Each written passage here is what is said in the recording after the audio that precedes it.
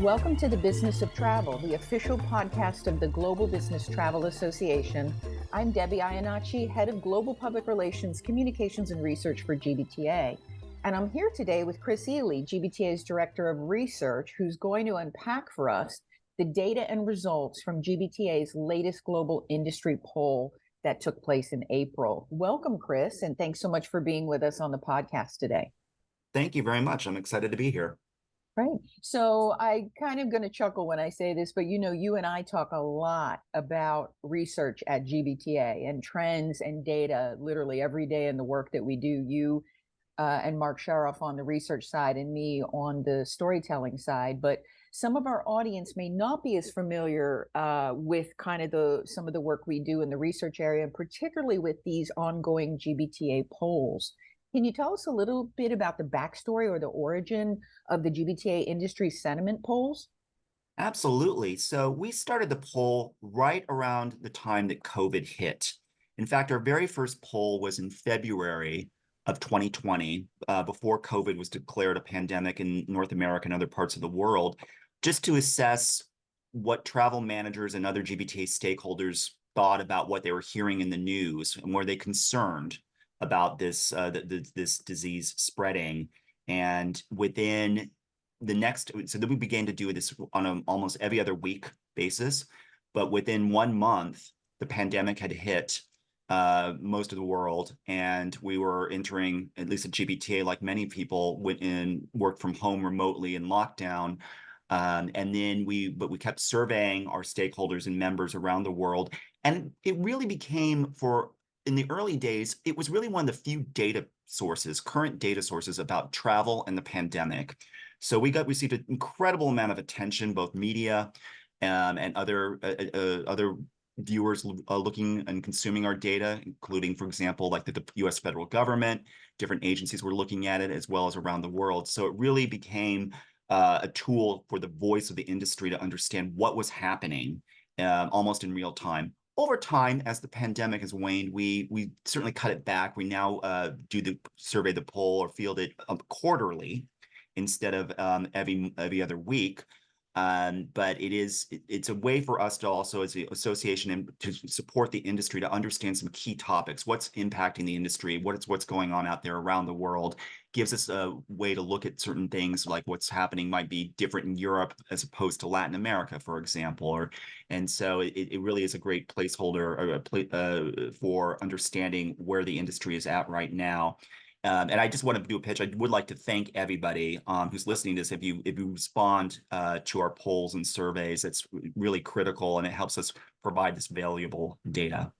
And so we just completed we're going to talk today about our 34th poll, which was released last April, on April 30th. And our next poll is going to come out later this year in October. So wow, that's a little bit of history. Yeah. Right. And I think you hit on something very key there, that it started out, as reflecting or being the voice of the industry, and it continues to do that today. So I know our members and others that either participate or read the results are really keen on those. So tell us a little bit about what areas or hot topics were tackled in this most current poll here in April. Sure. This current poll, we looked at the current state of global business travel industry professionals and what's going on with them, from how they are currently compensated, for example, or to how they view their role and the profession as a whole. We also looked at the hot topic around concerning new distribution capability, or otherwise NDC, revisiting this from our poll last October. And I'm going to share some things, particularly about this topic later on. I think it's going to be important to look at some of the changes from October to April on the topic of NDC. Right. And the topic of industry professionals is something that, we're always talking about when we're seeing, you mentioned a minute ago about the pandemic. There were so many changes in workforces overall, not only for our industry, but so many others, working from home, hybrid work, the desire for wellness, things like that, as a result of whether it was the pandemic or economics or other factors. So let's actually start there. So what are we seeing? What are we hearing on some of the interesting findings from literally the mouths of the professionals in the business travel industry today. Absolutely.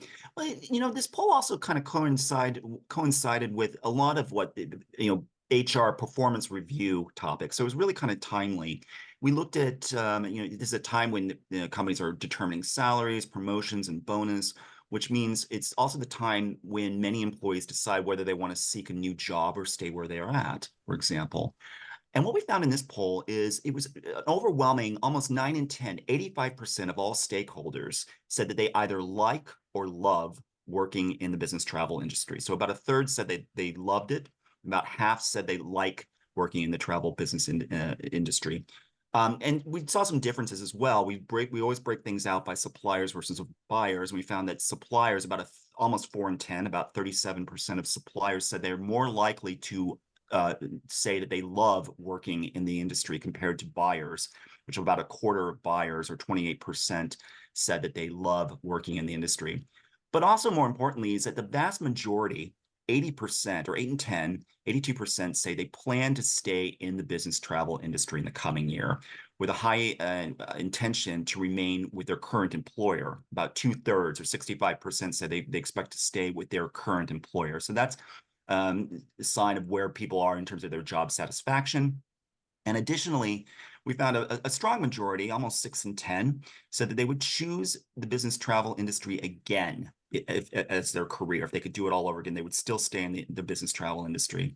And that's really good news for the 19% of supplier or TMC professionals, or 10% of the buyer professionals we found, who say they've already joined the business travel industry from another industry. They came from outside the industry, but they joined the business travel industry. So it demonstrates, who can expect to have, these people can expect maybe to have long, successful careers in this new industry that they now can call home. Given that. And another topic we found that was interesting was that most professionals that we surveyed, about 80%, said they felt they have a great or decent work-life balance. So about a third say they feel they have a great work-life balance. About almost half, 45%, they say they have a decent work-life balance. And relatively fewer, about 1 in 10, or 17%, say they want more work-life balance. And so this again shows positive sentiment, positive feelings about the industry, and suggests that the industry is focused on prioritizing employee well-being as well. So that's really some good news story for the industry as a whole. Right, right. And as you know, again, we talk about, we read a lot, whether it's across regions or generations or types of workforces. Again, just the state of work has undergone so much change. Uh, this poll was done after a lot of that was kind of behind us, or even settled, as you and I always talk about, Chris. Where are we as an industry, on this trajectory? So it's great to see that a lot of that has settled in. And like you said, the first quarter of the year is the time when a lot of folks make decisions about careers, once maybe they get their annual bonus. But it's a good outlook for I think the industry and the workforce, and it's great to see uh, big numbers of people that really enjoy an industry. I've always said travel is one of those industries that once you get in, it's hard to you never want to leave. It's there's just a lot to it. So great to hear. And also on that trend with work-life balance, again, I think so many companies are striving, and so many employees are, I don't want to say demanding it, but looking for those companies or those industries where they can both, have their life and their work together. So let's look at, those are just a few of the factors that I think we look into as in terms of, a profession. But what about areas like compensation? What did the data show us from what folks were telling us in the survey? Sure. In terms of compensation, we found that most business travel professionals, most being almost 9 in 10, or 86%, they report that they had an increase in their base salary this year. And about almost 1 in 5, or about 16%, say they reported a moderate or large increase of more than 5%. Another thing we found is that most travel buyers, about 83%. Most buyers say that they have or expect to receive a bonus in 2024 in addition to their base salary. And of the buyers that expect to receive a bonus, about a third say that their bonus will be higher than it was last year.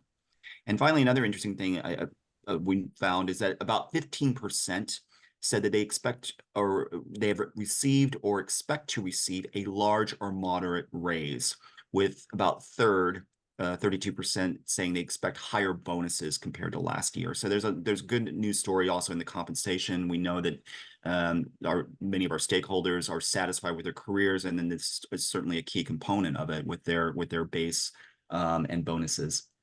Yeah. Do you think also that might reflect that just companies and industries overall are a little more, I'm going to use the word stable now or settled, perhaps, or maybe this is something of rewarding folks for kind of coming through, challenging times? I think it's a combination. I think all of those things play. I think, it still is a pretty tight labor market in many parts of the world, and so employers are keen to train and keep their talent and talent acquisition. But I do think that also many companies, they spend the first couple of years of the pandemic, during the pandemic and after the pandemic, rebuilding their balance sheets. And I think that is we're seeing that right now, where companies are maybe feel better, they're on a better financial footing than they felt they were a couple years ago. Many parts of the world, we're seeing again strong economies, stock market sometimes reaching all-time highs. And so there's a sense also that employees they know what they're worth, and they know that they're needed. And I think companies are doing a host of things like bonuses and larger raises, in part because of, as you mentioned, that they feel that they're in maybe a better footing. But I think that also there's that labor component, and you want to keep your talent. Right.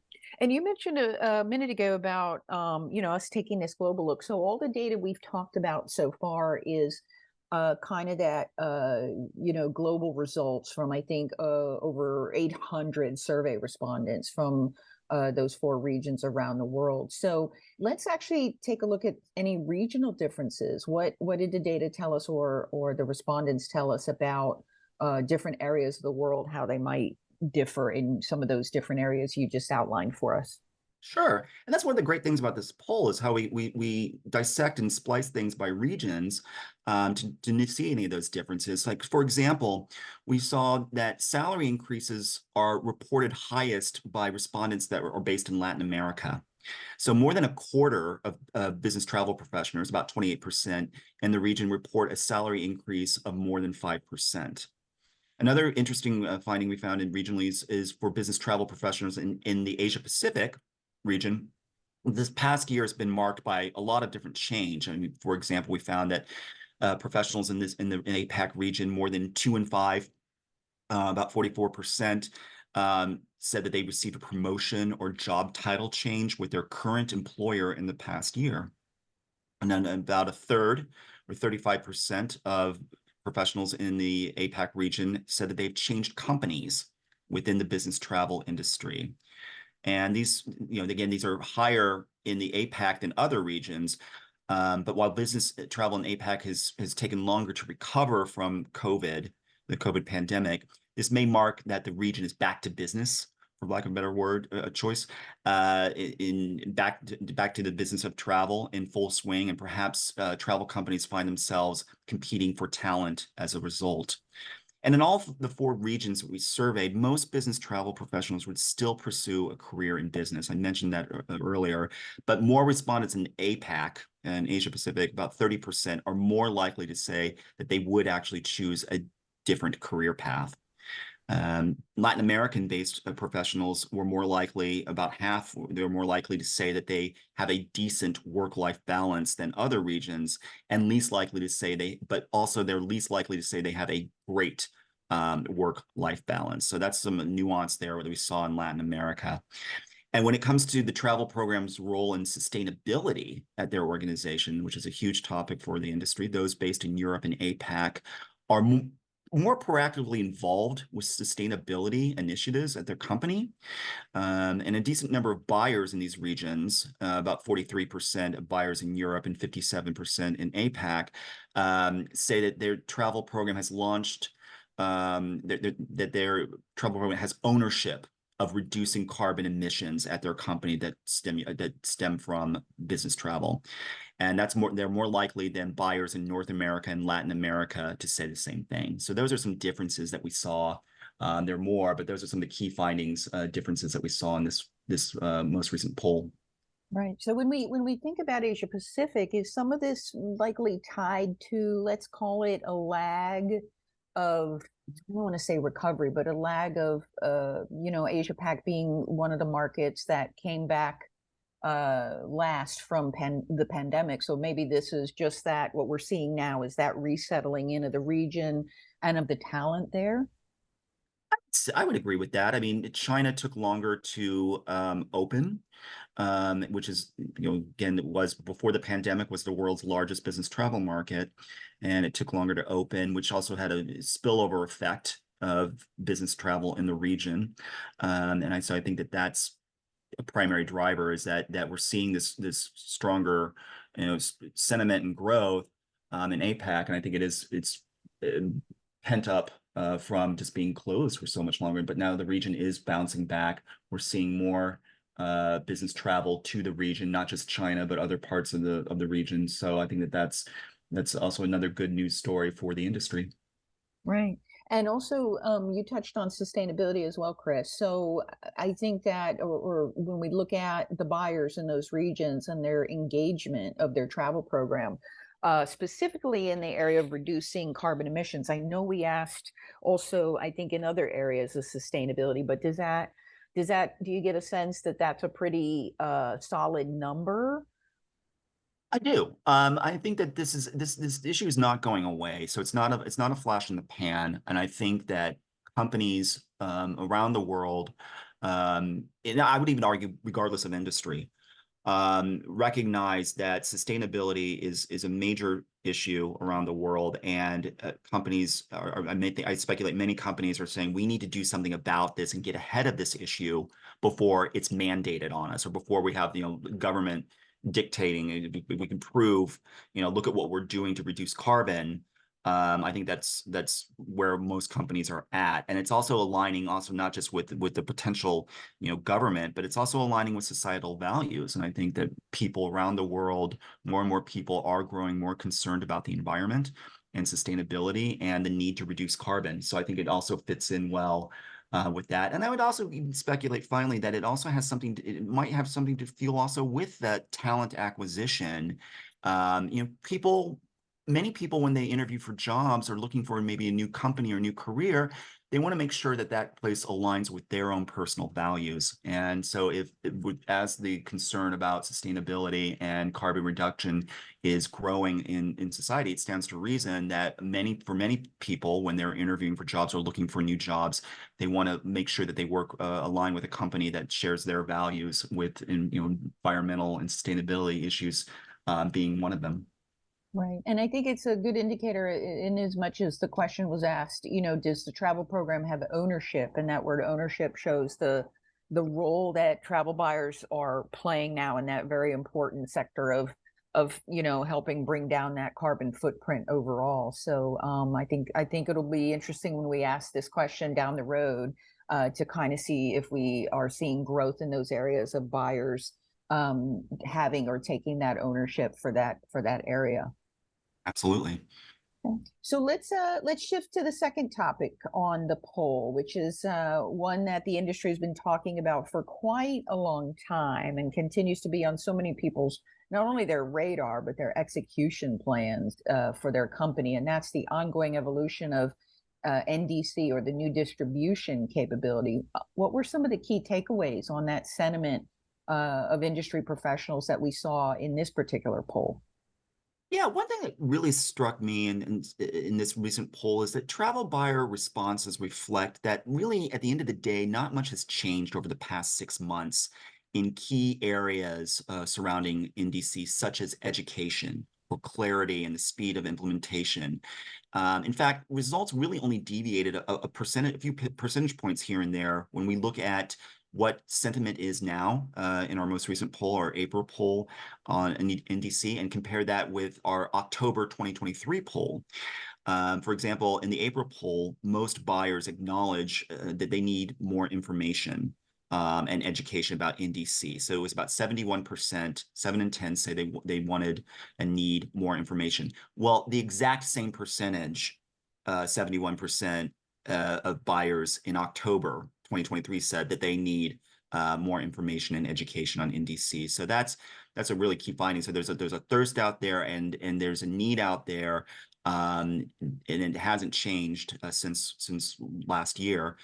In addition, a notable portion, about almost half, 45%, said they're still unsure if their travel management company or TMC is fully prepared to implement NDC. And that's, it was 45% in our April poll. It was 46% in our October poll. So there's still some lingering, concerns and needs out there. Another thing that we found is that, about half or, almost half, about 4 in 10 of buyers say they feel the airlines are rushing NDC implementation. So in October, 42% of buyers said that they felt that the airlines are rushing NDC. In October, it was 45%. So again, same sentiment from last year that we're seeing reflected in this year's poll, most recent poll. And about a third believe that buyers think that the intermediaries should be ready to service NDC bookings. And in this recent poll, 37% of buyers said they believe that the intermediaries should be ready to service NDC bookings. It was 36% in October. Yeah. So So is this the again, same, Chris, that that we're seeing globally, or does it differ around the world? Because I know we hear a lot here in yeah. our market in the US as well as in Europe, but how is that kind of landing in general? Yeah, I mean, there is some regional differences for sure. I mean, we found that buyers based in North America, about half, are more concerned about the airline's pace compared to Europeans. About 29% expressed concern. But conversely, European-based buyers, about half of them, 52%, are more likely to believe that intermediaries should adapt faster than North Americans, who about 30% of North American buyers feel the same way. So those are some regional differences. We also want to look at, I mean, another key finding that we found in this is about half of buyers have said that they have not even started to implement NDC. So 51% of buyers said that they have not, this is globally, have not started to implement NDC. It was 50% in October. So almost the exact same percentage of buyers said that they have not started to implement NDC. And only 1 in 10, again, 10% each, 10% of respondents in October and 10% of buyers of respondents in April say that their program has implemented it with few, if any, problems, while a quarter, about 23%, in our most recent April poll, said that they have started to implement NDC, but they have had some problems doing so. Going back to this theme that seems recurring with NDC. So I said that 23% in April said that they have started to implement NDC but had some problems. In October, that was 22%. So same sentiment going across the board. And just to add another layer of complexity on this, 6 in 10, 60% of buyers, they haven't even budgeted for potential additional servicing costs that could be associated with NDC bookings and actually have no plan to do so.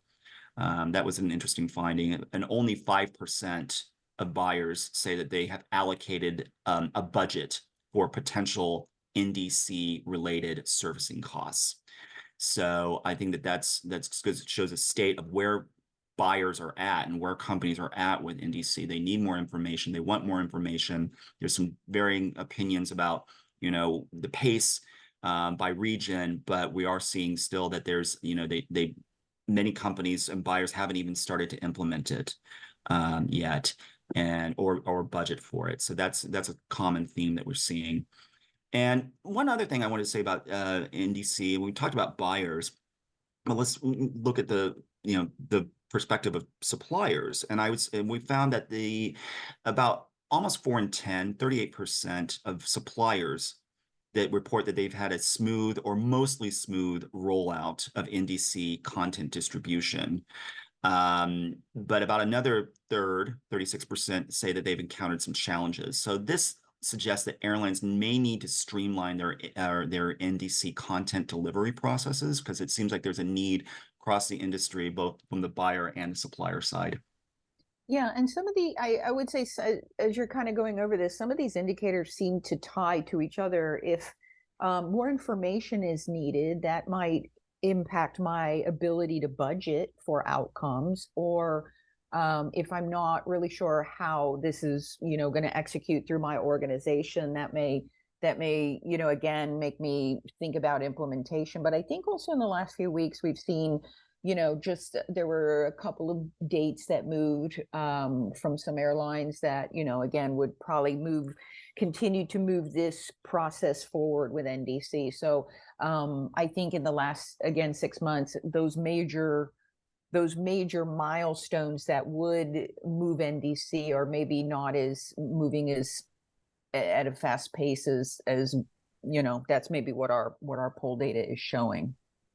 Absolutely. Yeah, there's a real need out there in the industry for information and education, and it's just, it's important, and the industry is clearly clamoring for it. So yeah, and those folks that are going to join us at the GBTA convention in Atlanta, July 22nd through 24th, there's a more than a few education sessions and sessions that'll take place on stage that I think a lot of people will benefit from, not only in hearing from suppliers, but also peer-to-peer conversations with buyers. I think we're seeing a lot of people getting value from talking to each other on their own experiences, and also talking in our GBTA hub as well. We're seeing a lot of activity there as well. Well, Chris, that's a lot of great data and insights, and really gives us the pulse from the industry on where we are now, and maybe even where we might be headed next in the coming year. Thank you so much for joining us today and sharing these keen takeaways for us. absolutely happy to join, and it's always great to see what's happening out there at the industry, and the poll is such a great tool for that, and I know it's well received by our members and stakeholders. Right. And again, I'm going to echo what Chris said. Thank you to all who have taken these polls and all of our GBTA research. We really do appreciate you. And if you haven't done it, then please do. You'll get more in your inbox as well. And if you're interested in finding out more about this particular April 2024 poll, all the results and details, as well as all those previous industry sentiment polls, all 33 of them that we've conducted, as Chris said, are available by visiting the research section on GBTA's website, gbta.org. You've been listening to The Business of Travel, the official podcast of the Global Business Travel Association. For more information about GBTA and its work, visit gbta.org. And be sure to rate and review us wherever you get your podcasts. Until next time, thanks for listening.